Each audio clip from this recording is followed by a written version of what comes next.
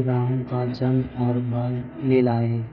अयोध्या के राजा दशरथ की 3 रानियां थीं, कौसल्या, कैकेयी और सुमित्रा।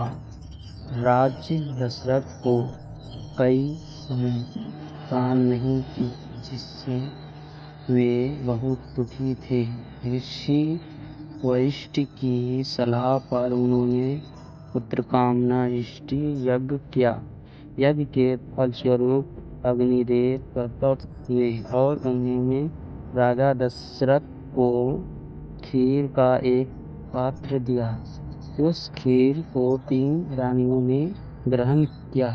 इसके परिणामस्वरूप कौसल्या ने राम को, कैकेयी ने भरत को और सुमित्रा ने लक्ष्मण और शत्रुघ्न को जन्म दिया। राम बचपन से ही शांत, ज्ञानी और वीर थे। उन्होंने ऋषि वशिष्ठ से शिक्षा प्राप्त की और सभी शास्त्रों में पारंगत हुई। सीता स्वयंवर और विवाह। राजा जनक की पुत्री सीता को स्वयं में अनेक राजा और राजकुमार आए। स्वयंवर की शर्तें थीं कि शिव धनुष को तोड़ना था। कई वीर ने प्रयास किया, लेकिन कोई सफल नहीं हुआ।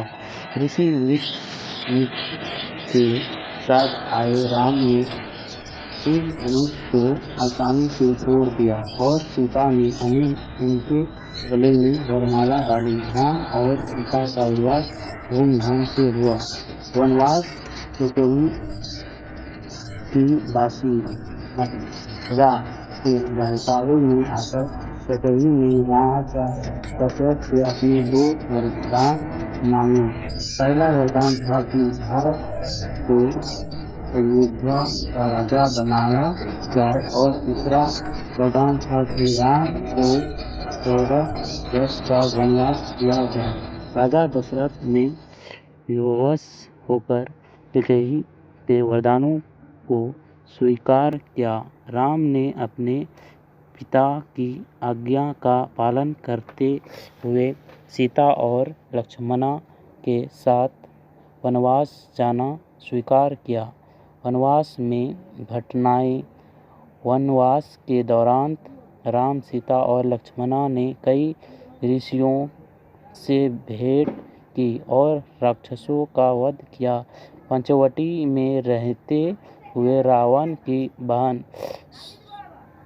शूर्पणखा ने राम को मोहित करने का प्रयास किया। लक्ष्मण ने शूर्पणखा की नाक काट दी, जिससे क्रोधित होकर रावण ने सीता का हरण किया। हनुमान और लंका दहन। सीता की खोज में राम और लक्ष्मण हनुमान से मिले।